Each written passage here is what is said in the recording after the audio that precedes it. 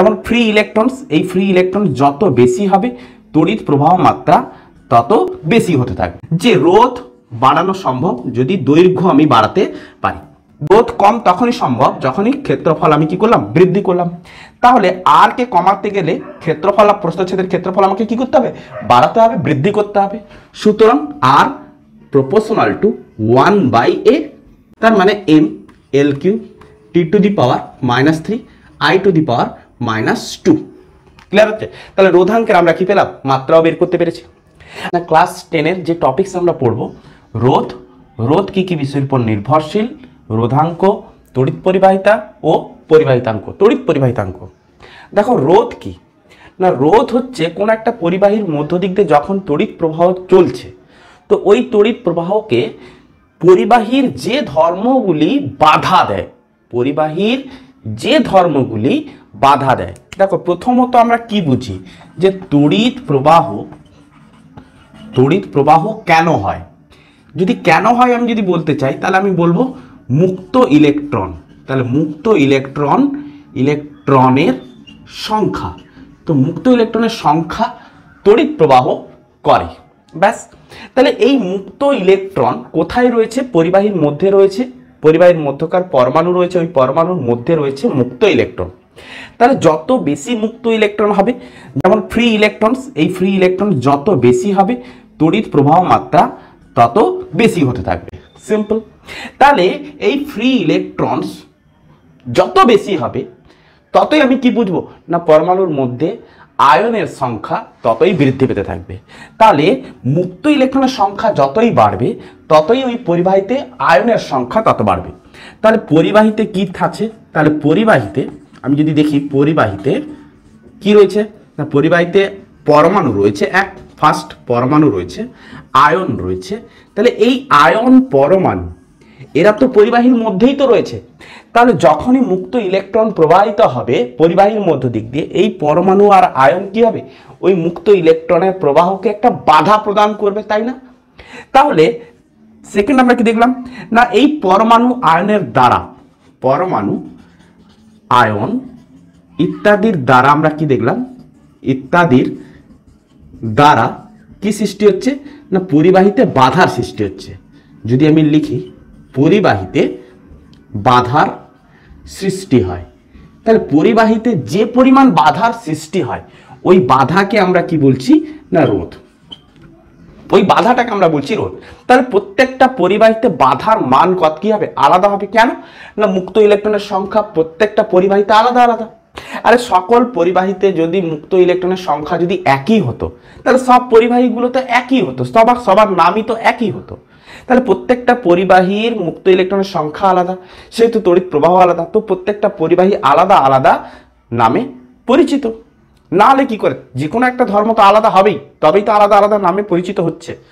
তাহলে রোধ আমরা কার দ্বারা সৃষ্টি হচ্ছে, পরমাণু আর আয়নের দ্বারা। তাহলে প্রত্যেকটা পরিবাহীর যে রোধ, প্রতিটি পরিবাহীর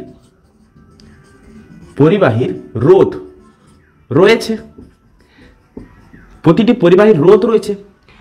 তাহলে রোধ যখন রয়েছে তার রোধের পরিমাণও রয়েছে, রোধের পরিমাণ রয়েছে।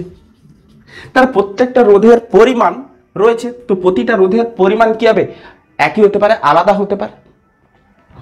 কেমন করে একই হবে না, বিভিন্ন কন্ডিশনের দ্বারা একই হবে, কিন্তু নির্দিষ্ট পরিমাপের জন্য কিন্তু প্রত্যেকটা রোধ আলাদা আলাদা হবে। তো আমরা দেখব, তো আমরা তার কনক্লুশন আমরা দেখব। তাহলে প্রত্যেকটা পরিবাহীর যদি রোধ রয়েছে তাহলে ওই পরিবাহীর রোধকে আমরা কিভাবে প্রকাশ করব না, রোধ প্রকাশ করা হয় আর দ্বারা, আর চিহ্ন দ্বারা প্রকাশ করা হয়। এবং বর্তনী চিহ্নের দ্বারা কিভাবে প্রকাশ করা হয়, তো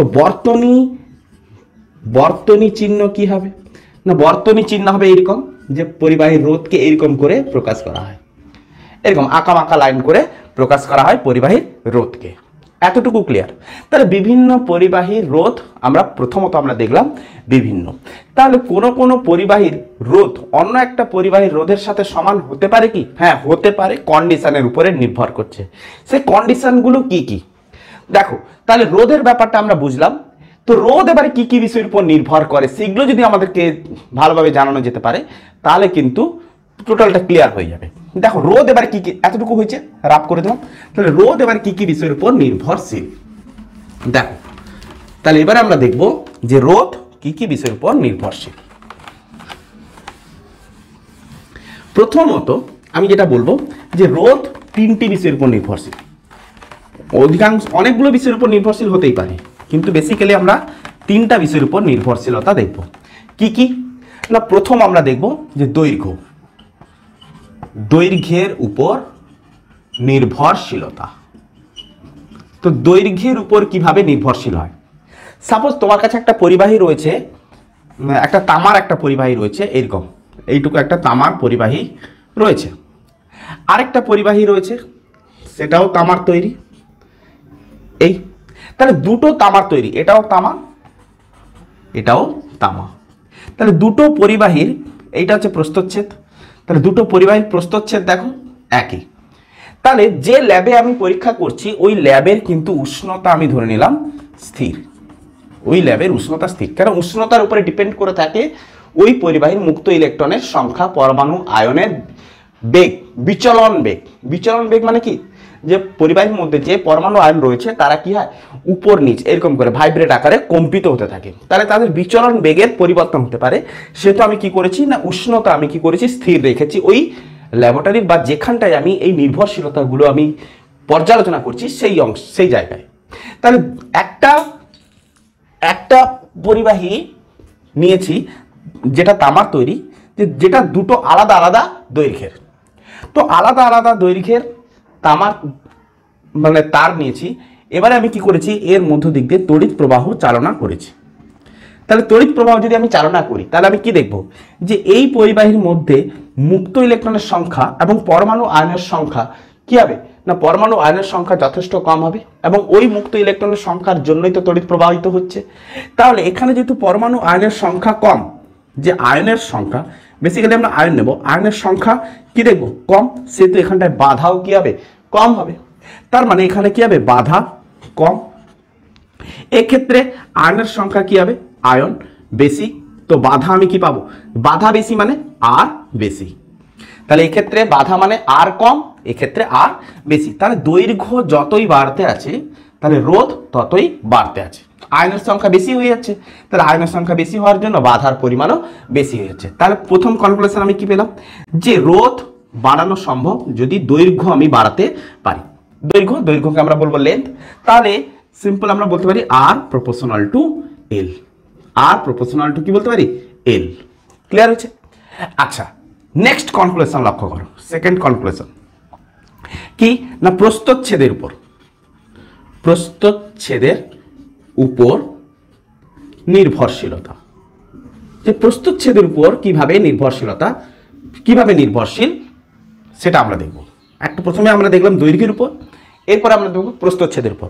দেখো প্রস্থচ্ছেদ কিভাবে, দেখো আমি একই দৈর্ঘ্যের একটা তামার তার নিলাম, একই দৈর্ঘ্যের আরেকটা তামার তার নিচ্ছি, যার ক্ষেত্রে সেটা ওই তামার তারটা একটু সরু, তাহলে দুটোর দৈর্ঘ্য কিন্তু সমান, উষ্ণতা আমাদের স্থির রয়েছে, দুটোর দৈর্ঘ্য সমান। তাহলে এবারে লক্ষ্য করো এর মধ্য দিক দিয়ে যখন তড়িৎ প্রবাহ চলবে তখন কি হবে যে পরমাণু আয়নের সংখ্যা এর ক্ষেত্রেও যা এর ক্ষেত্রেও তা, কিন্তু ওই পরমাণু আয়নের সংখ্যা বিচরণ বেগ লক্ষ্য করো উপর নিচে যখনই কম্পিত হতে আছে তখনই আমরা কি দেখব, ওই আয়নগুলো যখন কম্পিত হতে আছে তখন আমরা কি দেখব যে এই তড়িৎ প্রবাহ মাত্রা যেটা মুক্ত ইলেকট্রনের দ্বারা ঘটছে, ওই মুক্ত ইলেকট্রন এই পরমাণু আয়নের দ্বারা বাধাপ্রাপ্ত কম হচ্ছে। কেন না, প্রস্থচ্ছেদ বেশি হওয়ার জন্য তারা দীর্ঘ সময় ব্যাপী তারা কি হচ্ছে না কম্পিত হওয়ার মতো সুযোগ পেয়ে যাচ্ছে, কিন্তু এক্ষেত্রে প্রস্থচ্ছেদ কম হওয়ার জন্য খুব দ্রুত কম্পিত হচ্ছে। এক্ষেত্রে কি দেখতে পাচ্ছি খুব দ্রুত ভাইব্রেট করতে আছে, কম্পিত হতে আছে, তখন কি হচ্ছে ওই মুক্ত ইলেকট্রনগুলো ওই পরমাণু আয়নের দ্বারা কি হচ্ছে বাধাপ্রাপ্ত হচ্ছে। তো বাধাপ্রাপ্ত যদি বেশি হয় তখন কি দেখব যে তার মধ্যে রোধ বাড়তে আছে, তাহলে এক্ষেত্রে আমি কি দেখতে পাচ্ছি রোধ মানে আর কি দেখব আর বেশি দেখব, আর বেশি, আর এক্ষেত্রে আমরা কি দেখব আর কম। সুতরাং যে প্রস্থচ্ছেদ যদি আমি বাড়াতে পারি যে প্রস্থচ্ছেদ যদি আমি বাড়াতে পারি তাহলে রোধ কি হবে, কমবে। প্রস্থচ্ছেদকে আমরা কি বলি না, প্রস্থচ্ছেদের ইংরেজি নাম, প্রস্থচ্ছেদকে আমরা বলি ক্রস সেকশন। ক্রস সেকশন প্রস্থচ্ছেদের ক্ষেত্রফল, এই অংশটাকে আমরা বলি প্রস্থচ্ছেদের ক্ষেত্রফল। প্রস্থচ্ছেদকে আমরা বলি ক্রস সেকশন। তো প্রস্থচ্ছেদের ক্ষেত্রফল যদি আমরা বলি, ক্ষেত্রফল যদি বলি তাহলে cross sectional area, area cross sectional area, যাকে আমরা সিম্পল এ চিহ্ন দ্বারা প্রকাশ করব। তাহলে এক্ষেত্রে আমরা প্রস্থচ্ছেদের ক্ষেত্রফল বাড়িয়ে দিয়েছি, রোধ কমে গেছে। তার মানে কেমন সম্পর্ক দেখতে পাচ্ছি, যে রোধ কম তখনই সম্ভব যখনই ক্ষেত্রফল আমি কি করলাম, বৃদ্ধি করলাম। তাহলে আর কে কমাতে গেলে ক্ষেত্রফল আর প্রস্থচ্ছেদের ক্ষেত্রফল আমাকে কি করতে হবে, বাড়াতে হবে, বৃদ্ধি করতে হবে। সুতরাং আর প্রপোর্শনাল টু 1/a, যেহেতু ব্যস্ত সম্পর্কযুক্ত সেহেতু আর প্রপোর্শনাল টু 1/a। থার্ড কনক্লুশনে লক্ষ্য করো, আরো অনেক আছে, আমরা তিনটে নেব। আরেকটা কি নেব, যে উপাদানের উপর নির্ভরশীলতা। উপাদানের উপর নির্ভরশীলতা, যে উপাদানের উপর কিভাবে নির্ভরশীল করে। উপাদানের উপর দেখো, উপাদানের উপর কিভাবে নির্ভরশীল করছে। দেখো যে একটা তামার তার নিলাম, একই দৈর্ঘ্যের, একই প্রস্থচ্ছেদের, একই দৈর্ঘ্য আর একই প্রস্থচ্ছেদ, ছবিটাও যেন একটু ঠিকঠাক থাকে। একই দৈর্ঘ্য আর একই প্রস্থচ্ছেদ, দুটোর দৈর্ঘ্য প্রায় সেম সেম আমি রেখেছি। তো দুজনের দৈর্ঘ্য সেম, প্রস্থচ্ছেদ সেম। একজন হচ্ছে তামা, আরেকজন হচ্ছে সোনা। খুব দামি, তো খুব দামি। তাহলে দুটোর ক্ষেত্রে মুক্ত ইলেকট্রনের সংখ্যা কি দেখব, আলাদা। তো যার ক্ষেত্রে মুক্ত ইলেকট্রনের সংখ্যা বেশি হবে, যার ক্ষেত্রে মুক্ত ইলেকট্রনের সংখ্যা বেশি হবে তার ক্ষেত্রে আমরা কি দেখব, তড়িৎ প্রবাহ বেশি হতে থাকবে। তাহলে মুক্ত ইলেকট্রনের সংখ্যা যত বেশি দেখব তার ক্ষেত্রে আমি কি দেখব, তড়িৎ প্রবাহ বেশি। যে তড়িৎ প্রবাহ বেশি এই কারণে হচ্ছে যে মুক্ত ইলেকট্রনের সংখ্যার উপরে ডিপেন্ড করছে যে এই পরিবাহীর মধ্যে পরিবাহী মানে পরমাণু আর আয়নের সংখ্যা কত বেশি হবে বা কত কম হবে। যে এখানে এই দুটো পরিবাহীর মধ্যে যে পরমাণু আর আয়ন যত দ্রুত কম্পিত হতে থাকবে, তো যত দ্রুত কম্পিত হতে থাকবে ততই বাধা কি হতে থাকবে, কমতে থাকবে। তাহলে এই তামা আর সোনার মধ্যে পরমাণু আর আয়নের কম্পন কি দেখছি না, দুটোর ক্ষেত্রে ভিন্ন। তাহলে পরমাণু আর আয়নের কম্পন যত দ্রুত হতে থাকবে, পরমাণু আর আয়নের কম্পন যত দ্রুত হতে থাকবে ততই বাধা কমতে থাকবে। তো সোনা আর তামার মধ্যে মুক্ত ইলেকট্রনের সংখ্যা বেশি হচ্ছে সোনাতে এবং কম্পনও বেশি হচ্ছে সোনাতে। তার মানে সোনা আর তামার মধ্যে কম্পন বেশি তো বাধা কম। মুক্ত ইলেকট্রনের সংখ্যাও সোনার ক্ষেত্রে বেশি, তার মানে তামা থেকে সোনার পরিবাহিতা কি দেখব, বেশি দেখব। তড়িৎ পরিবহন, তড়িৎ প্রবাহ মাত্রা কি দেখব, বেশি দেখব। তাহলে তামার উপাদান, তাহলে তামার সোনার মধ্যে উপাদানের উপরে ডিপেন্ড করছে যে রোধ কম হবে না বেশি হবে। ক্লিয়ার হয়েছে? যে উপাদান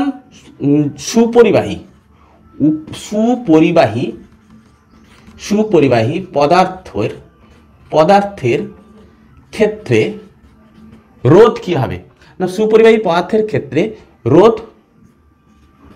রোধ কি হবে, কম হবে। যে যত বেশি সুপরিবাহী হবে তার রোধ তত কমতে থাকবে। তো উপাদানের উপরে আমরা দেখে নিলাম। বর্তমানে আমরা কি দেখব, যে দৈর্ঘ্যের উপরে দেখেছিলাম আর প্রপোর্শনাল টু এল, প্রস্থচ্ছেদের উপর দেখেছিলাম আর প্রপোর্শনাল টু 1/a। তাহলে এই দুটো ইকুয়েশনের উপরে বেস করে আমি কি বলতে পারি না, এই দুটো ইকুয়েশনের উপরে বেস করে আমি বলতে পারি যে কি বলতে পারি, এরকমই বলতে পারি যে এটা একটা তামার তার, এটা একটা তামার তার, দুটো তামার একই উপাদানের দুটো তার একই, এটাও তামা এটাও তামা। তাহলে এর ক্ষেত্রে দৈর্ঘ্য হচ্ছে এল, এর ক্ষেত্রে দৈর্ঘ্য হচ্ছে, এর ক্ষেত্রে L1, এর ক্ষেত্রে হচ্ছে L2। তাহলে দুটো তারের ক্ষেত্রে আমি কি বলতে পারি, যে আর প্রপোর্শনাল টু এল। প্রস্থচ্ছেদের উপরে আমি বেস করে আমি বলতে পারি কি আর প্রপোর্শনাল টু 1/a। তাহলে এর ক্ষেত্রে রোধ কি হবে, কম হবে, এর ক্ষেত্রে রোধ বেশি হবে। এর ক্ষেত্রে রোধ বেশি হবে, এর ক্ষেত্রে রোধ কম হবে। কেন? এর ক্ষেত্রে দৈর্ঘ্য ছোট, এর ক্ষেত্রে দৈর্ঘ্য বড়। তাহলে সেই দুটো ইকুয়েশনই আমরা করেছিলাম। তাহলে এই দুটো ইকুয়েশন থেকে আমরা কি বলতে পারি, দেখো যে যৌগিক ভেদের নিয়ম অনুসারে আর প্রপোর্শনাল টু L/a। তো সমানুপাতিক চিহ্নকে যদি আমি উঠাই তাহলে আমি কি বলবো, যে আর ইকুয়ালস টু একটা ধ্রুবক আনতে হবে, একটা ধ্রুবক আনতে হবে, ধ্রুবক ইন্টু এল বাই এ। তাহলে এই ধ্রুবকটাকে আমি কি চিহ্ন দ্বারা প্রকাশ করব? রো চিহ্ন দ্বারা।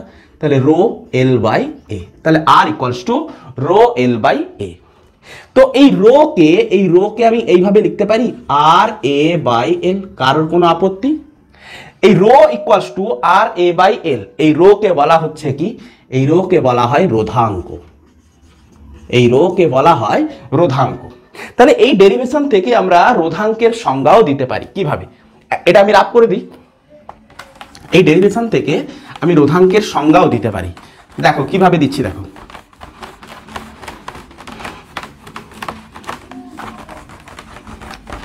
এই ডেরিভেশন থেকে দেব।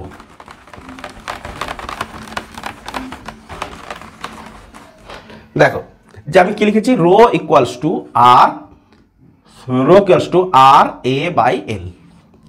তাহলে এখান থেকে আমি সংজ্ঞা দেব যে কেমন করে, যদি এল ইকুয়ালস টু 1 একক যদি হয়, মানে দৈর্ঘ্য 1 একক, এ মানে হচ্ছে কি? ক্ষেত্রফল, প্রস্থচ্ছেদের ক্ষেত্রফল 1 বর্গ একক।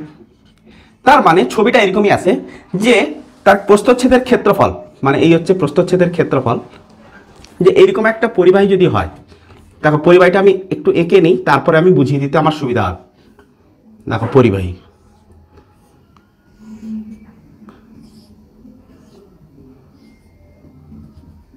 দেখো এই হচ্ছে পরিবাহী। দেখো পরিবাহীর এইটা হচ্ছে প্রস্থচ্ছেদ, এটা হচ্ছে প্রস্থচ্ছেদ। তাহলে এই প্রস্থচ্ছেদ হচ্ছে কি? 1 বর্গ একক। তার মানে 1 বর্গ একক তখনই সম্ভব যখন এই প্রস্থটা 1 একক আর এই দৈর্ঘ্যটা 1 একক। ক্লিয়ার হচ্ছে? তাহলে তবেই তো এই প্রস্থচ্ছেদটা কি হয়ে যাবে? 1 বর্গ একক।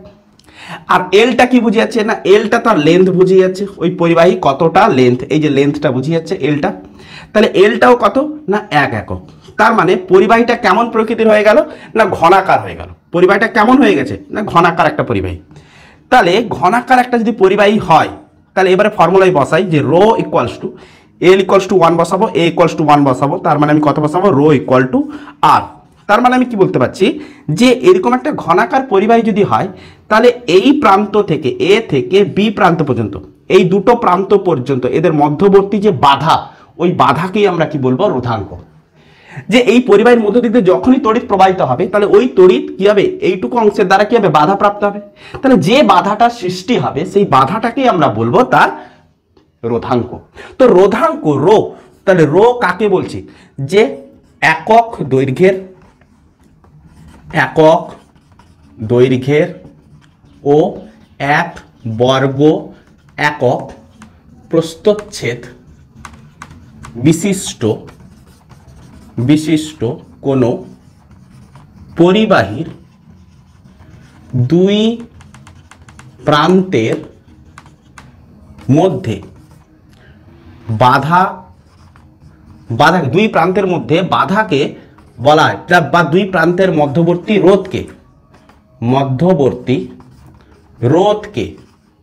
রোধকে রোধাঙ্ক বা আপেক্ষিক রোধ বলা হয়। রোধাঙ্ক বলতে পারে বা আপেক্ষিক রোধ, রোধাঙ্ক বলতে পারি বা আপেক্ষিক রোধ বলে।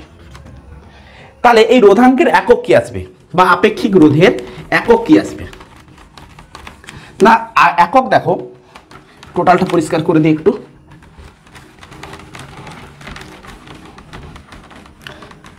তাহলে রোধাঙ্কের একক কি আসবে? একক, রো এর একক। তাহলে একক কি আসবে? দেখো রো ইকুয়ালস টু আমরা কি পেয়েছি? আর এ বাই এল। তাহলে আর এর একক কি? না ওহম। এর একক হচ্ছে কি? যদি সিজিএস আমি নিই, তাহলে এর হচ্ছে কি? ক্ষেত্রফল, প্রস্থচ্ছেদের ক্ষেত্রফল। আর হবে কি? State ohm. সিজিএসি নিলে স্টেট ওহম। এ হচ্ছে কি? না এ হচ্ছে সেন্টিমিটার স্কোয়ার, এল হচ্ছে দৈর্ঘ্য সেন্টিমিটার। তাহলে একটা সেন্টিমিটার ক্যান্সেল হবে, তাহলে স্টেট ওহম ইন্টু সেন্টিমিটার। যদি রোধাঙ্কের এসআই একক যদি নিতাম, তাহলে আমি কি বলতাম? Ohm into metre. মাত্রা কি আসবে? না যদি রোয়ের আমি যদি মাত্রা খুঁজি, মাত্রা কি আসবে? না রোধের মাত্রা বসিয়ে দেবো, এর মাত্রা বসিয়ে দেবো, এর মাত্রা বসিয়ে দেবো। তাহলে রোধের মাত্রা কি আছে? দেখো রোধের মাত্রা যদি কারোর যদি খেয়াল না থাকে তাহলে এইভাবে তোমরা বার করে নিতেও পারো। দেখো ভি ইকুয়ালস টু আই আর, দেখো আর ইকুয়ালস টু কি হয় ভি বাই আই। ভি হচ্ছে কি বিভব প্রভেদ, তাহলে ভি আমরা বার করতে পারবো ভি ইকুয়ালস টু কি হয় ডব্লিউ বাই কিউ। ডব্লিউ হচ্ছে কি কৃতকার্য, তাহলে কৃতকার্যের মাত্রা কি হয় M L square T to the power minus two, M L square T to the power minus two. Q হচ্ছে কি না আই ইন্টু টি, তার মানে সবগুলোকে যদি আমি উঠিয়ে দিই তাহলে বিভবের মাত্রা বেরিয়ে আসে, তাহলে M L square T to the power minus three I to the power minus one, তাই তো T to the power minus three I to the power minus one. তাহলে বিভবের মাত্রা আমি বসিয়ে দিলাম, তাহলে M L square T to the power minus three I to the power minus one divide by I. এবারে আইটাকে যদি উঠিয়ে দিই তাহলে কি আছে M L square T to the power minus three I to the power minus two, I উপরে গেলে মাইনাস ওয়ান হয়ে যাবে। তো এবারে তাহলে তাহলে রোধের আমরা কি পেলাম মাত্রা পেয়ে গেছি, তাহলে রোধাঙ্কের মাত্রা আমরা পেয়ে যাবো। তাহলে রোধাঙ্কের মাত্রা পেতে গেলে আমাকে কি করতে হবে, রোধাঙ্কের ফর্মুলা হচ্ছে আর, দেখো আর ইন্টু এ বাই এল। তাহলে আর এর মাত্রা কি না, আর এর মাত্রা হচ্ছে M L square T to the power minus three I to the power minus two.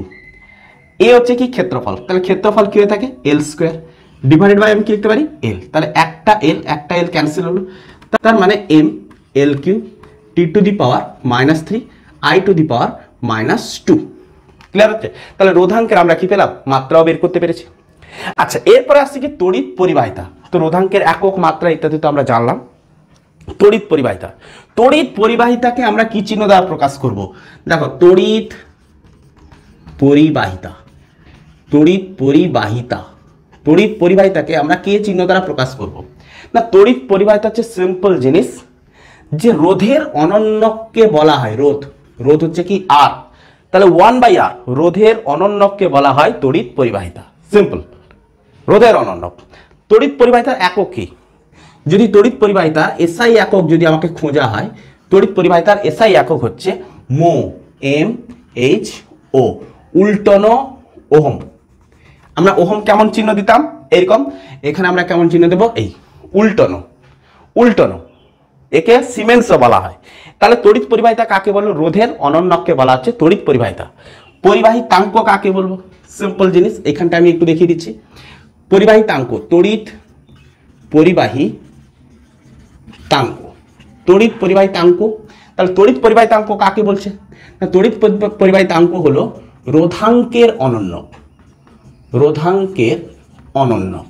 তাহলে রোধাঙ্কের অনন্যককে তড়িৎ পরিবাহিতাঙ্ক বলা হয়। এর একক কি আসছে না, এসআই পদ্ধতিতে এর একক, অনলি এসআই পদ্ধতি জেনে রাখো, এসআই পদ্ধতিতে একক হচ্ছে কি না মো পার মিটার, মো পার মিটার। তাহলে এর এসআই পদ্ধতিতে একক কি মো পার মিটার, মো হচ্ছে কি এই পার মিটার, এই চিহ্নটাকে আমরা মো বলি, মো পার মিটার। ক্লিয়ার হচ্ছে? তড়িৎ পরিবাহিতার একক কি না, তড়িৎ পরিবাহিতার একক হচ্ছে মো, বা অথবা দিয়ে আমি বলতে পারি অথবা সিমেন্স,